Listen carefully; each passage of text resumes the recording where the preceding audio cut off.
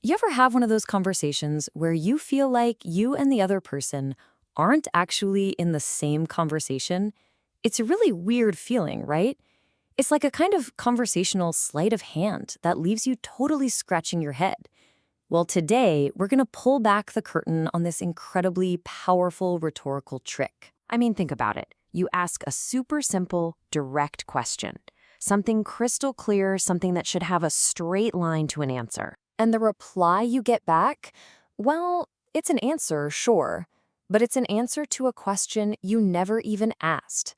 This is a deliberate tactic, and I promise you, once you know what to look for, you're going to start spotting it absolutely everywhere. All right, so let's jump right in with a classic story. This one's from ancient China, and it's a perfect example of just how confusing this whole thing can be. So picture this. We're in ancient China. We've got two main characters here, the brilliant strategist Zhuge Liang and his boss, Lord Liu Bei. And Zhuge Liang, well, he's got a pretty tricky problem he needs to bring up about Liu Bei's brother. So he goes up to his lord and he lays it out, plain and simple. This right here, this is our question A. It's a super specific problem about a specific guy. Zhang Fei is drinking, he's causing chaos. Seems pretty straightforward, right? But listen to how Liu Bei replies. He doesn't even say Zhang Fei's name, not once. Instead, he just starts talking about his other brother, Guan Yu, going on about how loyal and dedicated he is. You can just imagine Zhuge Liang standing there, totally floored. So what on earth just happened?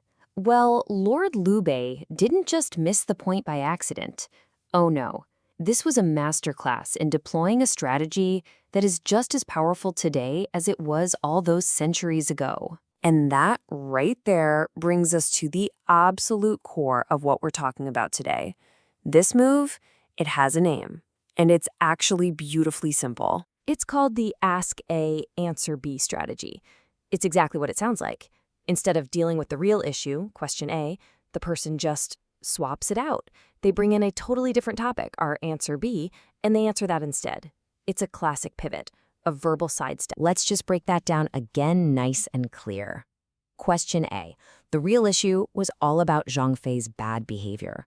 But what did Liu Bei give him? Answer B. A totally unrelated comment about how great his other brother, Guan Yu, is. And poof! Just like that, the original problem, it's just gone from the conversation. Now, you might be thinking, okay, that's a cool story from ancient history, but does this stuff really happen today? Oh, you bet it does.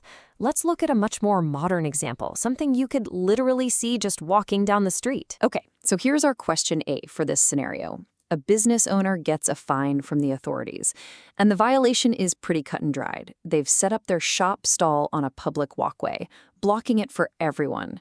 The whole issue is about the illegal use of public space. But what does the owner do? Instead of, dealing with the fine or moving their stuff, they do something really clever. They pull out their land ownership deed and stick it right on the wall for everyone to see. And this deed proves they own the building, the land it sits on. And boom, there it is again. A perfect modern example of this strategy in action. Question A was about using the public walkway. The owner's answer B is all about owning the private land. See the switch? By showing that deed, they're not answering the charge at all. They're trying to change the entire conversation. So, why does this work so well? I mean, why do people fall for it? To really get it, we need to peek under the hood and see how this tactic is actually built. So this tactic is sometimes called a blurring strategy or mohu tselue. And that name is perfect because that's exactly what it's designed to do. The main goal here isn't usually to tell an outright lie.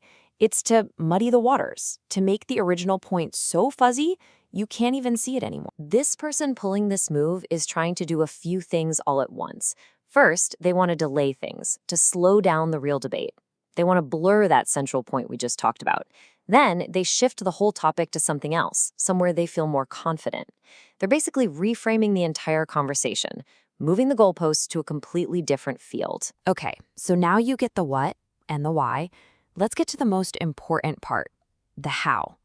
How can you actually spot this happening in your own life? The number one thing to look for, the dead giveaway. is that feeling of a disconnect.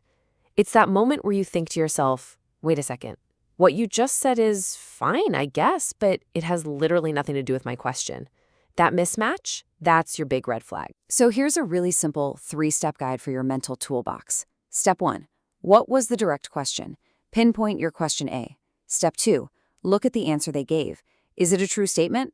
A lot of the time, yeah, it is. But, and this is the key part, is it an answer to your question or to some other question B they just invented?